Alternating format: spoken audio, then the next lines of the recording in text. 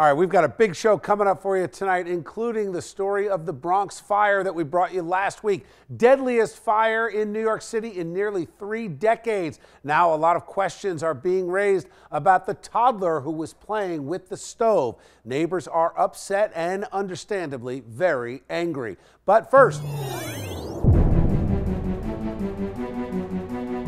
deadly shooting on New Year's Eve at the hands of a 16-year-old boy who has autism. A family lays dead. Ashley Johnson has the full story. Ashley?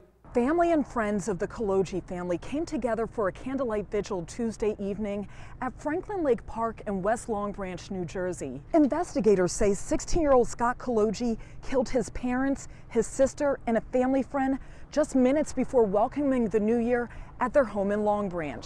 Earlier Tuesday, a retention hearing for Scott Kaloji was postponed till Wednesday because of a request by a media outlet to be inside the courtroom for the hearing, which is usually not allowed given that the suspect is a juvenile. Friends and family have described Kaloji as autistic. He is charged with 4 counts of murder and the deaths of his father, 44-year-old Stephen Kaloji, his mother, 42-year-old Linda Kaloji, his sister, 18-year-old Brittany Kaloji, a first-year student at Stockton University, and a family friend, 70-year-old Mary Schultz. Prosecutors say they plan to pursue trying Kaloji as an adult. This is a heartbreaking family tragedy.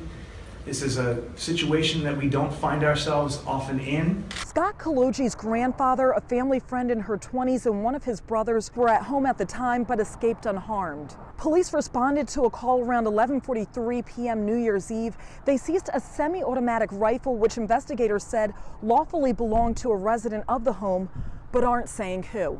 All of them were ruled as a manner of death of homicide, and the cause was multiple gunshots to each individual. Brother who made it out, Stephen Kaloji Jr., posted a heart-wrenching tribute on his Instagram account, which is private but was shared by another friend. He said he had the greatest parents anyone could ask for. He went on to say, "My sister was so beautiful and smart." And in closing, he wished everyone good luck in the new year and said, "And please, please, please remember to give the ones you love an extra kiss or I love you." In Freehold, I'm Ashley Johnson, reporting for Chasing News. Thanks, Ashley.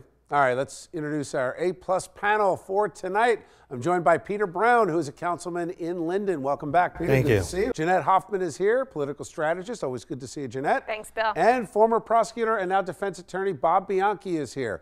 Good to see you, Bob. Happy New Year. All right, Peter, we'll start with you. You've got an entire family that's dead, save the brother and the grandfather who escaped. I think this does speak to a question of mental illness. I don't know that enough questions are being raised about autism and what constitutes normal behavior. We have an issue with mental health, and we're not talking about mental health, and we're not creating enough awareness. I think the last time in a state that we've even talked about mental health and illnesses with former Governor Richard Codey. Right. And this is something that we need to discuss. Is it time to revisit the whole issue of how we deal with kids that are on the spectrum? Jeanette? I think so. I think, well, first of all, where on the spectrum was he? Autism is such a huge disorder.